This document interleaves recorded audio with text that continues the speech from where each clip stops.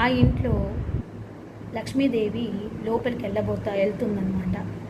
ఏంటమ్మా వీళ్ళేనా భక్తులు అని అంటే, అవును నారద, ఆ తండ్రి భార్య పిల్లలు సంతోషంగా ఉండాలని కోరుకున్నాడు. ఆ భార్య భర్త పిల్లలు సంతోషంగా ఉండాలని కోరుకున్నారు. 3 ఆడపిల్లలు. తన తల్లిదండ్రులు ఎప్పుడూ మాతో ఇలానే గడపాలి సంతోషంగా అనుకున్నారు. ఇంకేం చాలదా జీవితంలో చెప్పు?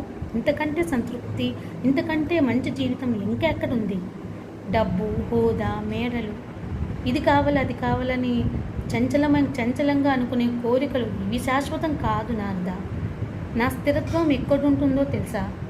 ఎప్పుడైతే మనసులో భావన లక్ష్మీదేవి నాకెప్పుడు ధైర్యంగా ఉంటుంది, నాకెప్పుడు తోడు ఉంటుంది, పట్టుదలతో నేను ఏ పని చేసినా ఆ తల్లి, నేను ఏ మంచి పని చేసినా ఆ తల్లి తోడు నాకెప్పుడూ ఉంటుంది అన్న భావనతో చేయాలా ఏదైనా కూడా. అది ఆ భావనే నాకు స్ఫూర్తి అందిస్తుంది వాళ్ళ దగ్గరకు వచ్చేటట్టుగా.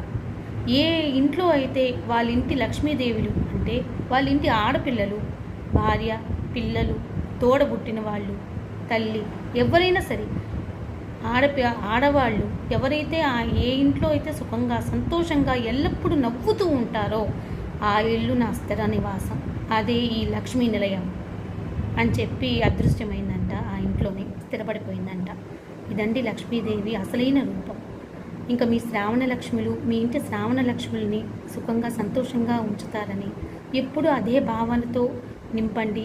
ఖచ్చితంగా లక్ష్మీదేవి నిలయం మీ ఇల్లు కూడా అవుతుందని నేను మనస్ఫూర్తిగా నమ్ముతున్నాను.